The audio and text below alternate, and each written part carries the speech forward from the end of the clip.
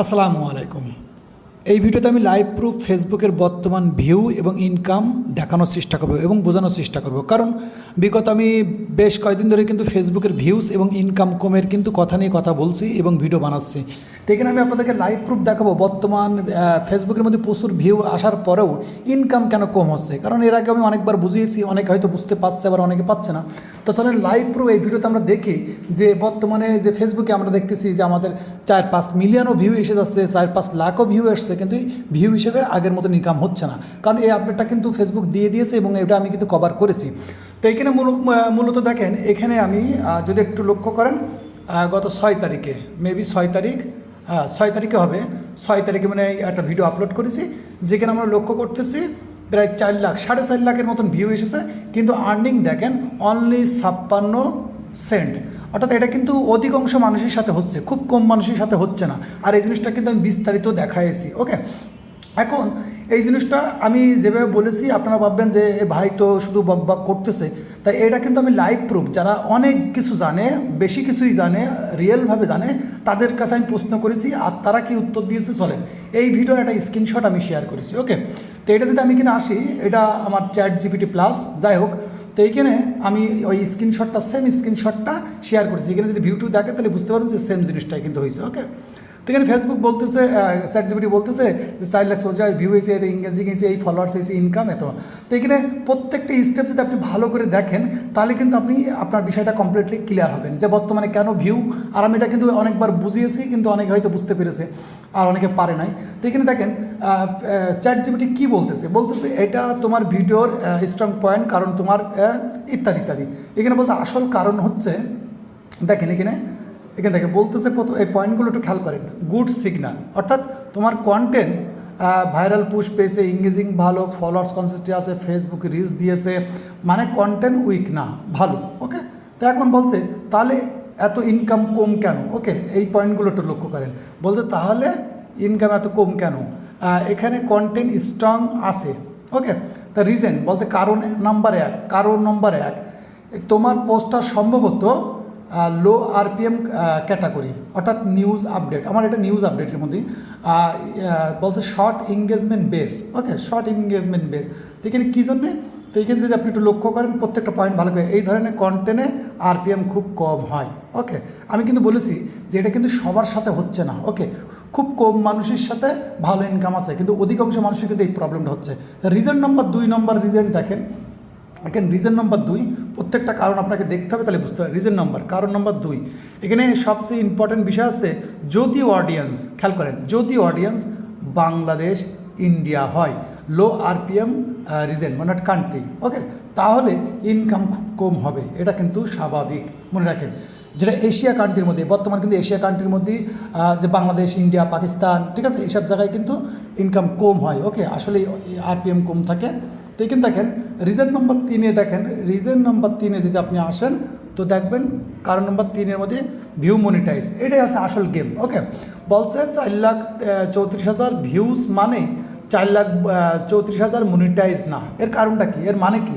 এর মানে হচ্ছে ফেসবুক কাউন্ট করে, অর্থাৎ গোনে, কি গোনে, সেটা হচ্ছে কোয়ালিফাইড ভিউ। এর আগে আমি চিল্লি অনেকবার বলেছি, কোয়ালিফাইড ভিউ অর্থাৎ অ্যাড এলিজিবিলিটি প্লেব্যাক, অর্থাৎ আপনি একটা 10 সেকেন্ডে ভিডিও বানিয়েছেন কিংবা 15 সেকেন্ডে ভিডিও বানিয়েছেন, সেই ভিডিওটা মনে করেন 3 সেকেন্ড 2 সেকেন্ড মানুষ দেখে চলে গেছে, তাহলে আপনি একটু ধারণা করেন সেই ভিডিওর মধ্যে কি অ্যাড চালাতে পেরেছে ফেসবুক?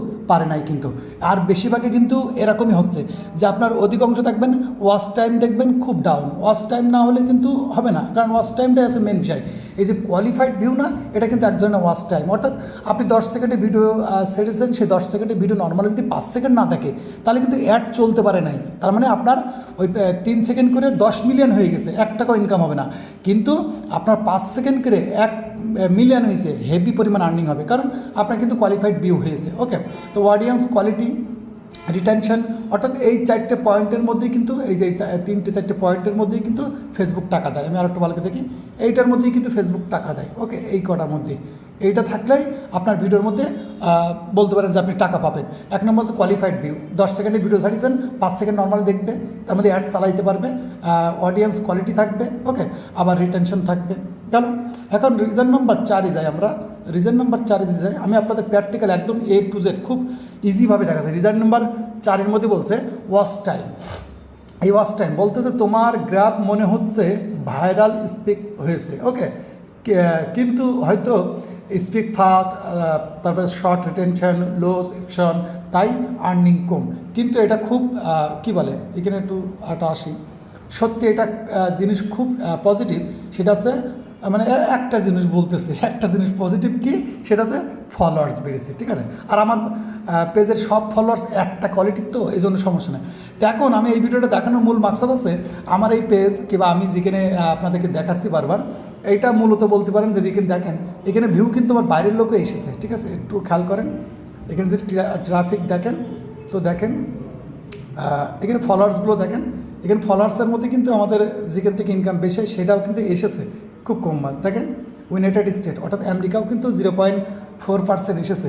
তার মানে ইনকাম কিন্তু এর থেকে কম হওয়ার কথা ছিল, তারপরেও হয়েছে আলহামদুলিল্লাহ। যাই হোক, তো এখন মূলত এরকম ভিউ কিন্তু প্রতিনিয়তই পাচ্ছি, প্রতিনিয়তই হচ্ছে, ঠিক আছে, কিন্তু আর্নিং কম। কারণ এটা কিন্তু আপনি হতাশ হবেন না, কারণ আপনার কন্টেন্ট অনুযায়ী, কোয়ালিটি অনুযায়ী, নিশ অনুযায়ী অনেক কিছু ডিপেন্ড করে আপনার ইনকাম।